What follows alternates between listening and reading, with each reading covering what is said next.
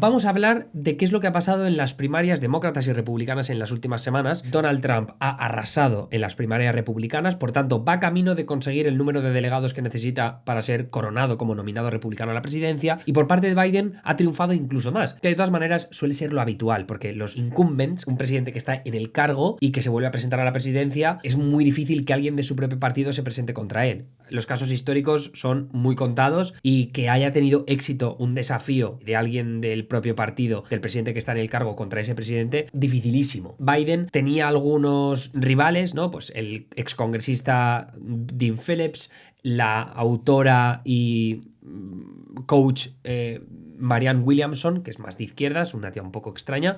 No han triunfado en ninguno de sus desafíos. Luego, aparte, también hemos tenido cierto voto protesta, del que hablaremos un poco más adelante, pero así el resumen general es que Biden y Trump van camino de lograr cada uno la nominación de su partido, y por tanto ver un nuevo enfrentamiento entre estos dos políticos en noviembre de 2024, ¿no? Que es cuando tendremos las próximas elecciones generales. Ahora lo que tenemos es los detallitos, ¿no? Que es importante para descifrar cómo de grandes han sido las victorias de uno y otro candidato, cuál es la envergadura real de los desafíos que han enfrentado por parte de candidatos que están pues más en el centro o más a la izquierda de lo que son estos dos candidatos, o simplemente que son más jóvenes, ¿no? Porque en el caso de Biden sabemos que la edad es una de las mayores preocupaciones, también su popularidad, por cierto, pese a que la economía de Estados Unidos va como un tiro y que, o sea, no solo ha mostrado signos de recuperación, es que es la mejor economía del mundo ahora mismo, números de desempleo que flipas, números de crecimiento económico muy buenos,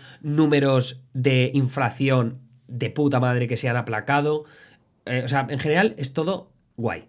Sin embargo, la popularidad de Biden se ha mantenido en mínimos históricos para lo que es una presidencia de sus características. Entonces eso es lo que nos hace querer pegar un vistazo a los resultados que ha habido en primarias demócratas como las de Michigan. Biden tenía que enfrentarse a su segunda cita importante a nivel electoral, en este caso en el estado de Michigan, que es un estado que será clave en noviembre de 2024 en las generales contra posiblemente Trump, y aquí ha sacado un 81,1% de los votos, que es una barbaridad, es muchísimo, ¿no? Y además teniendo en cuenta que han participado más de 768.000 personas. Lo que pasa es que si sumas tanto los votos uncommitted, que ahora explicaremos qué significa eso, como los votos a Marianne Williamson, como los votos a Dean Phillips, te sale casi un 20%, ¿no? Estamos hablando de un 19% prácticamente. Eso es significativo. ¿Por qué es significativo? Porque si comparamos con presidentes anteriores, en el año 2012 Barack Obama ha cumplido su primer mandato, se presenta a la reelección y va a intentar ganar, en ese caso terminaría siendo el nominado republicano Mitt Romney. Obama ganó sobrado, pero es verdad que durante las primarias hubo cierto voto protesta. Michigan fue uno de esos estados. Cabe pensar que Michigan tiene una población, por ejemplo, árabe-americana bastante importante, que eso es relevante sobre todo en el contexto de la guerra Israel-Hamás, que ahora comentaremos eso en lo que respecta a Biden. Pero Obama, pese a tener cierto voto protesta, fue de un 10, y pico por ciento, como un 11% más o menos, ¿no? Obama no era alguien que tuviera desafíos realmente importantes. O sea, es un presidente que estaba clarísimo que iba a ganar la reelección del Partido Demócrata y que por tanto iba a ser el candidato que finalmente se enfrentara a un republicano homólogo. Entonces, ¿qué pasa? Que eso nos sirve un poco de pista para saber, vale, si hay un voto desafiante, un voto protesta contra Biden, tiene que estar por encima del 11%. Pero sobre todo tiene que estar muy por encima del 11%. Porque si Obama es un presidente que no enfrentó desafíos relevantes, joder, como Biden no sea un 30 o un 40, pues ¿para qué nos vamos a plantear siquiera que esto es importante? Y aquí vemos que, o sea, no llegamos ni al 19%. Es solo un 8% por encima de lo que consiguió el voto protesta contra Obama en el año 2012. Y eso que la popularidad de Biden es mucho peor, y eso que Biden está en un momento político muy delicado, porque hay un voto protesta por parte de la izquierda muy relevante que tiene que ver con su gestión de la alianza con Israel, en un momento en el que Israel ha asesinado a 30.000 personas. Bueno, de esas 30.000 personas palestinos hay unos cuantos combatientes de Hamás que, pues, como serán como mucho, no sé, unos pocos miles, ¿no? Pero vamos, una parte bastante poca con respecto a las 30.000 personas que han asesinado, que suelen ser en su mayoría civiles, muchos de ellos, un porcentaje muy importante, diría que por encima del 60%, niños y mujeres. Entonces, las críticas por parte de la izquierda a Biden han sido que flipas desde que todo empezó en el mes de octubre, Y entonces se generó esta idea de hacer un voto protesta. Ya en New Hampshire lo vimos, como hubo un voto hacia candidatos alternativos o, sobre todo, uncommitted, es decir, gente que no pone nada o que pone writing y que, por ejemplo, puede escribir, yo qué sé, porque writing significa que escribes el nombre del candidato al que votas. Y en el caso de New Hampshire hubo gente que ponía, pues, ceasefire, ¿no? Que es alto el fuego.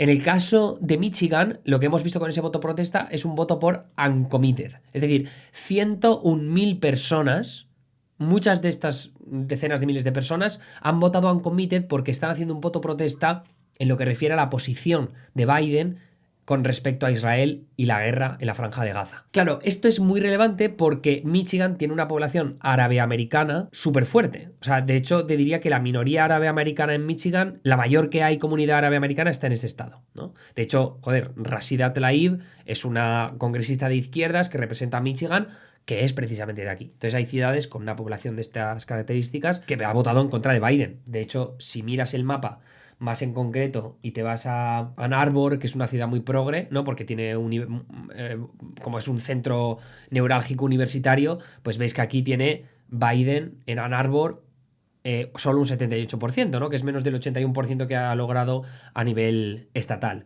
Y luego en la ciudad, bueno, en Wayne County, que yo creo que aquí coge. Esto tendría que verlo mejor. Yo diría que en Wayne County está la ciudad de Dearborn, que en Dearborn también hay una población árabe-americana bastante importante. Aquí tiene un 17% de apoyo al uncommitted. 41,7% son de ascendencia árabe.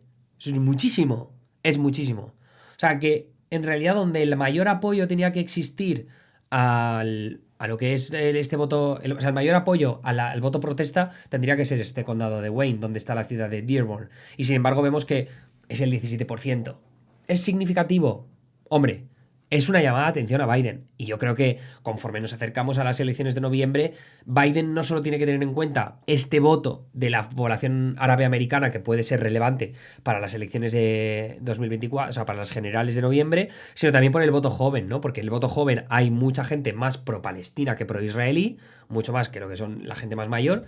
Entonces, es un voto que no puede prescindir de él, porque hay estados como Carolina del Norte, como Michigan, como Georgia, que tienen ciudades universitarias bastante tochas, donde hay mucha población joven que no es una cuestión de que vayan a votar por Trump, porque muchos de estos votantes no son tontos. Saben que Trump sería un aliado férreo de Israel, que no tendría problemas en dejarle hacer a Israel lo que les haga de los cojones y defenderlos siempre que pueda en Naciones Unidas, como ya hizo la administración de Trump. O sea, la administración de Trump fue la que aprobó el traslado de la embajada estadounidense de Tel Aviv a Jerusalén, que fue un movimiento muy polémico. Ese porcentaje, como digo, que es cercano al 19%, voto protesta por un lado y luego el voto a otros candidatos alternativos, o sea, no es una mierda, pero es verdad que tampoco es tanto como para retar a Biden. Tenemos que pensar que si vemos ejemplos históricos como el que pasó con Lyndon B. Johnson, que tenemos Lyndon B. Johnson, ¿no? Con guerra de Vietnam, había muchas críticas contra él en ese momento, además también no era la persona más joven del planeta, y entonces hubo un resultado en las primarias demócratas de ese año contra Lyndon B. Johnson, que Lyndon B. Johnson vio que hubo un voto protesta contra él muy fuerte. En las primarias de New Hampshire empezó a presionar a los demócratas para que se posicionaran en contra de la guerra de Vietnam y al final, sumada la baja popularidad de Lyndon B. Johnson junto con la oposición de gente como McCarthy a la guerra de Vietnam para ejercer presión contra los líderes, al final McCarthy consiguió un 42% de apoyos en New Hampshire, pero es que Lyndon B. Johnson consiguió solo un 50%. Y esto es lo que forzó que Lyndon B. Johnson anunciara que no se presentaba a la reelección. Entonces esto dinamitó las primarias demócratas de aquel año, y entonces es cuando vimos que otros candidatos empezaron a conseguir apoyos. Además, yo si no me equivoco, claro, esto como murió Robert Kennedy y tal, Bobby Kennedy, luego se decidió en la convención demócrata, que hubo protestas, se lió la de Dios. Eso sí que es un voto protesta significativo, lo que le pasó a Lyndon B. Johnson, y no es nada comparable a lo que está teniendo Joe Biden en el momento.